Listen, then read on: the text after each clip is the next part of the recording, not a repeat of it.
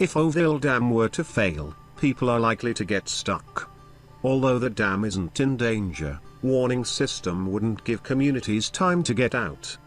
Communities just downstream of Lake Oroville Dam would not receive adequate warning or time for evacuations if the 770-foot-tall dam itself, rather than its spillways, were to abruptly fail. The state water agency that operates the nation's tallest dam repeatedly advised federal regulators a half-decade ago. The California Department of Water Resources informed federal dam regulators that local emergency officials do not believe there is enough time to perform evacuations in the communities immediately downstream of the dam during a sudden failure, according to a February 8, 2011, letter reviewed by the Associated Press.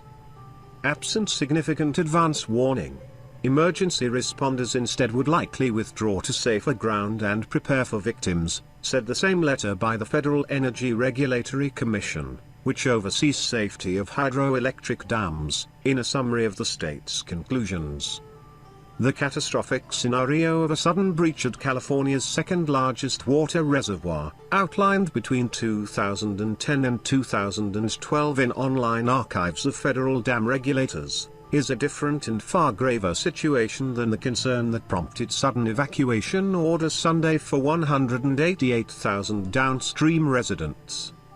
In an email Thursday, State Water Agency spokesman Ed Wilson said that despite the repeated back-and-forth correspondence by state and federal officials about reducing detection and response time to allow for evacuations downstream in the event of Oroville Dam's sudden failure, the scenario was hypothetical and not how dams typically fail in real life. Late Sunday afternoon, operators of the nearly half-century-old dam in California's Sierra Nevada foothills became alarmed that the water cascading from the reservoir after a series of winter storms could roar uncontrolled down a rapidly eroding emergency spillway toward towns downstream. They ordered residents of parts of 3 counties to leave. Despite the troubles with the dam's flood control spillways, authorities have stressed that they do not believe the dam itself is threatened. Sunday's precautionary evacuation order was eased by midweek to allow people to return to the 16,000 resident town of Oroville and other communities.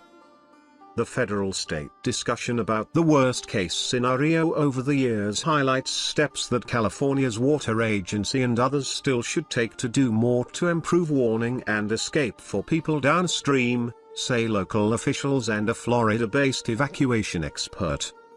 Those measures include widening the entirety of a mixed 2- and 4-lane state highway leading away from Oroville and other communities and doing more to improve public warning systems. The federal dam regulators also called for annual public education that describes what residents should do during an emergency at the dam. As it was, some families who leapt into their cars to flee on Sunday found themselves caught in traffic jams hours later in the path of potential danger. People were just panicking, said Nancy Borsdorf of Oroville, who grabbed 2 Bibles and a Christian music CD to take with her after friends phoned to urge her to go, "Get out of town, the dam is going to blow." Many public officials and ordinary people rushed to help direct traffic or to settle the evacuees streaming into shelters. But evacuees also described seeing families abandoning cars, and even watching fistfights on gridlocked roads. The federal government in recent years has made evacuation and emergency response plans for major dams off-limit information for the public, for fear details could be exploited for terror attacks or hacking. California officials cited that reason this week in declining to release the latest emergency plans for the dam. Wilson, the State Department of Water Resources spokesman, said authorities have implemented the reverse 911 automated warnings recommended by federal regulators, and also activated an emergency broadcast system locally.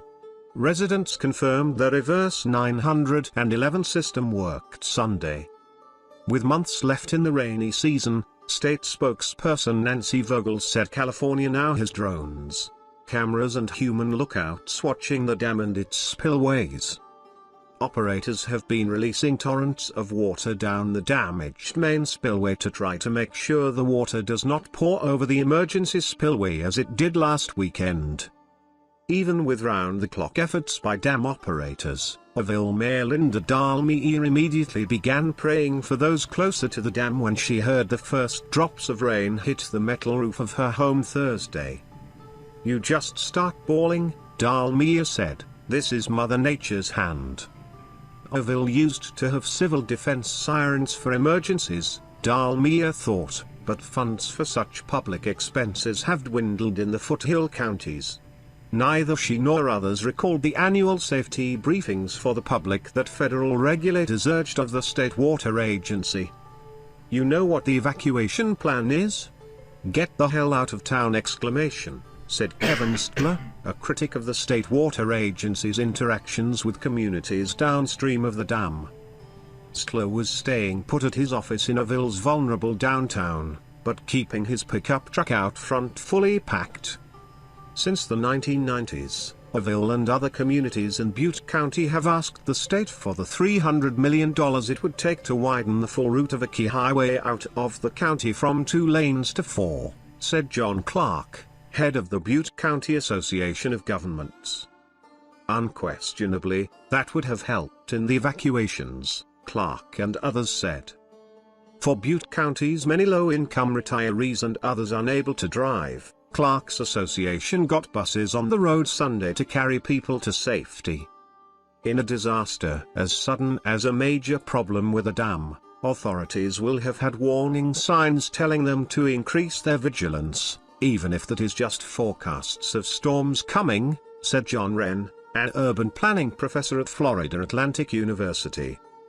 And the public can almost always be warned, even if it entails greater government investment in public warning technology. Minutes can save lives, Wren said.